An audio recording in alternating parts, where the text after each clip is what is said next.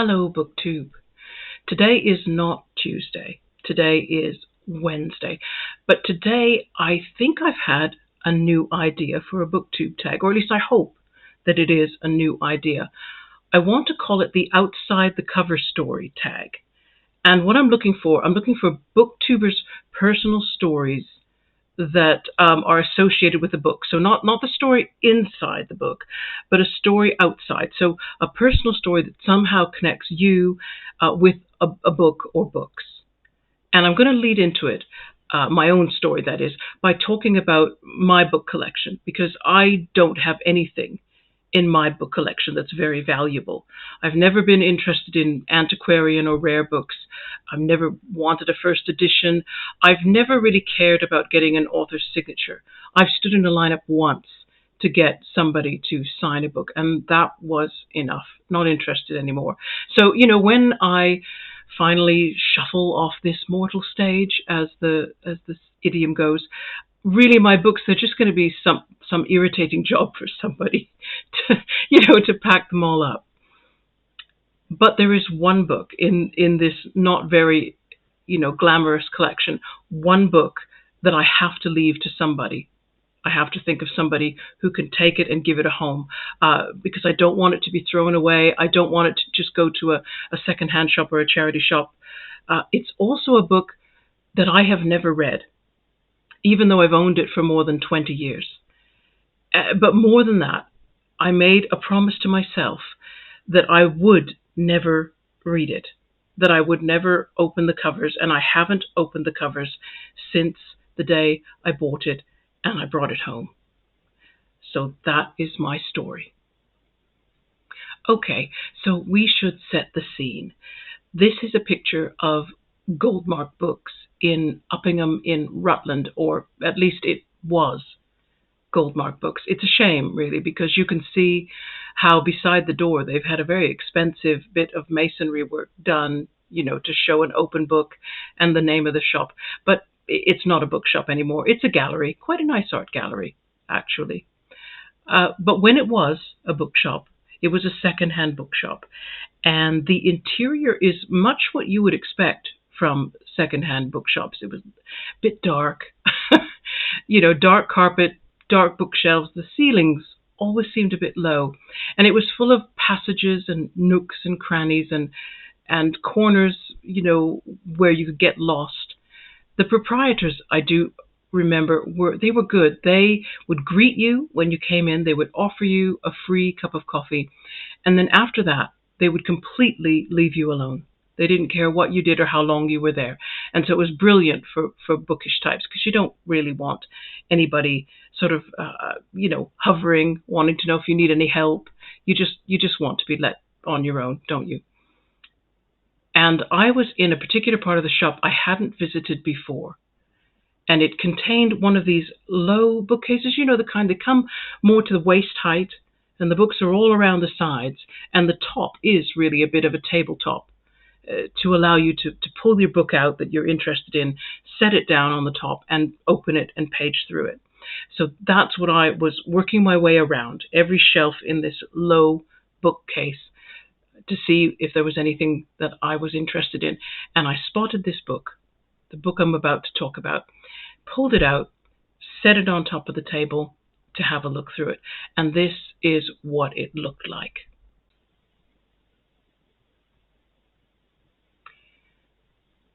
This book was published in 1980, specifically for the Auschwitz-Birkenau Museum. It is the English hardcover edition. You might be wondering what possessed me to pick it up. I'm not a collector of Holocaust literature.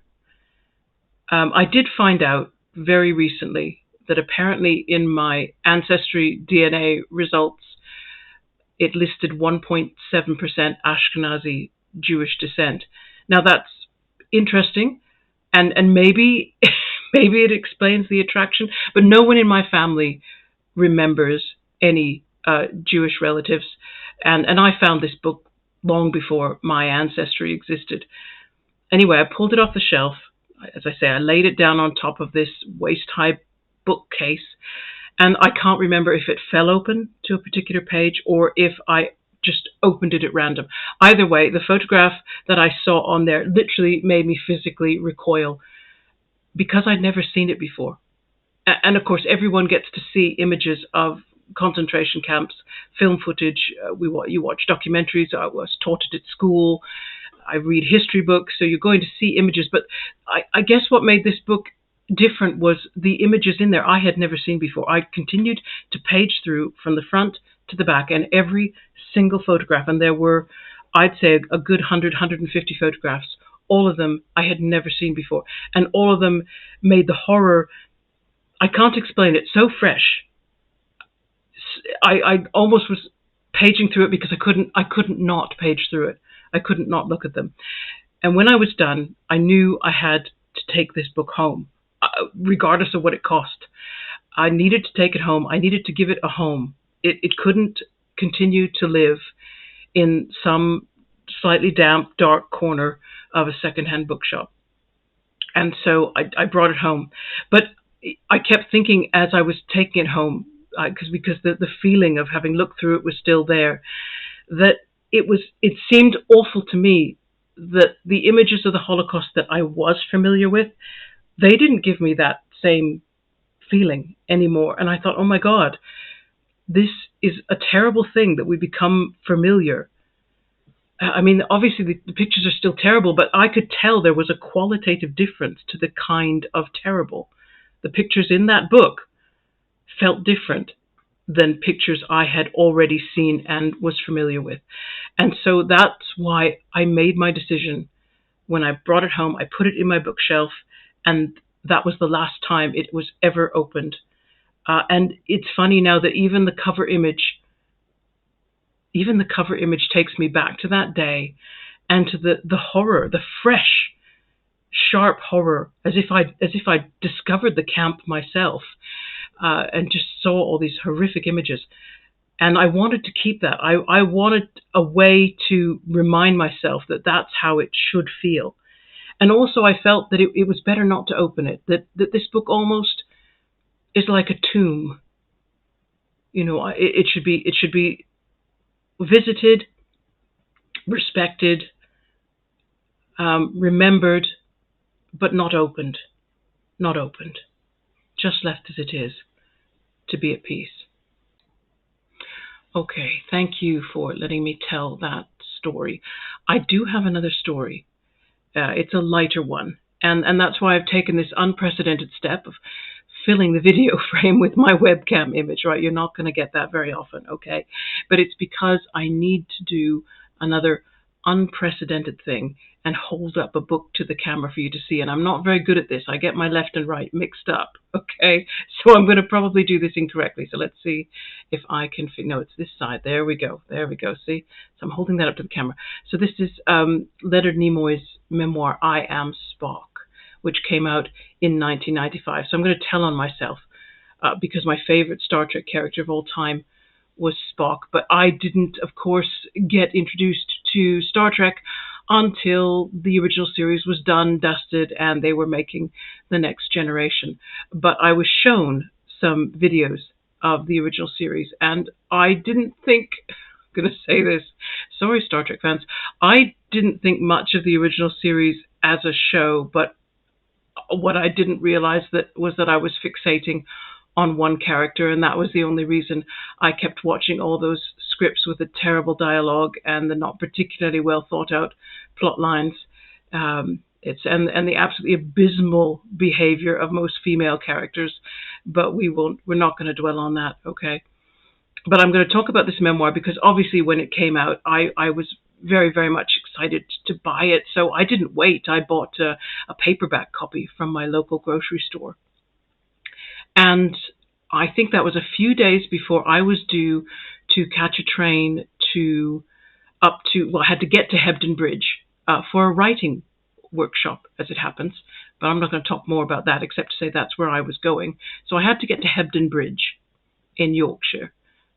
People in Yorkshire will know where I'm talking about. People in the UK may know where I'm talking about. Everybody else, don't worry about it too much. Let's just say that I bought the paperback version of the book. I read it before I had to leave for the workshop. So, of course, I didn't need to take the book with me. I had finished it. So I got on the train and I was making a stop in Leeds because that's where I had to change trains. And I was so enthusiastic to get to this workshop that I caught a train far earlier than I needed to. So I was in Leeds and I really didn't need to make my connecting train for 4 hours. So I needed a way to pass the time. So I thought, oh, well, I've never been to Leeds, never seen the city. So I just went out wandering. Thought I'll just go into the city centre. I'll follow the signs and I'll window shop. I don't know. I'll have a cup of coffee somewhere. I didn't have any specific plan. And I cannot even remember where I went from the station. All I can remember was that I was approaching a Waterstones. And I thought, oh my God, a bookshop. I love a bookshop. Now, the only problem was this bookshop had a lineup out the door. I mean, not just out the door, but around the corner. And I went up to the corner to see that it went around the corner again and then around the next corner. I thought, my goodness, this line is going to meet itself soon. So I thought, okay, that's really weird. You know, what are all these people lining up for, I wonder? So I crossed the street and I asked somebody in the line, who are you all standing here for? And they said, oh, well, Leonard Nimoy is here. Leonard Nimoy is doing sort of a UK book signing tour, and he's inside the shop. And I thought, oh my God, I left my paperback copy at home. And of course, then I was in a quandary because I'm not a person to buy hardbacks generally, but I thought, oh, you know, this is probably my one and only chance to see Leonard Nimoy, and you know, so I did.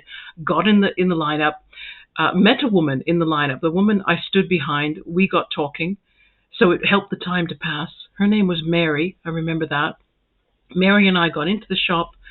I think it was an hour we waited to get into the shop, and then meeting Leonard Nimoy and having the book signed. I guess I better prove. Hey, hang on. Let's see if I can find the page. Oh yeah, there it is. There it is. That's okay. Just hold it up. There you can see. Got the signature. So that happened in seconds. That felt like nearly no time at all. And then we were out of the shop. So having gotten to know Mary for an hour, it just seemed weird to just say goodbye. We went and had a coffee, and then I went back to the train station and caught my connecting train to Hebden Bridge. And that was it's just one of those weird little strange circumstances. You know, what were the chances, since I didn't know he was in the UK, what were the chances that I'd get off the train at just the right time, in the right city, wander up the right street, because I had no idea about anything in Leeds, never been there before. And so that's the story of how I got my copy of I Am Spock signed. And I think that's it. Those are my outside the cover stories. So now this tag, I would really, really love it if some of the booktubers that I've been exchanging comments with, whose videos I love, if they could think of an outside the covers story about their own books, I would love to hear it. So if they don't mind, please, I would very much like it if Daniel at Guilty Feet and Kit the Reader, and also Roy from Roy Reads Anything, I would so much love it if you would like to take up this tag. There's also another booktuber. Let's see if I can find it. Heather Gregg, please, if you have a story, an outside the cover story, I would love to hear it as well. That's everybody I could think of for now. Booktube, thanks very much for tuning in. I hope to get to you with a book review video soon. Take care. Bye-bye.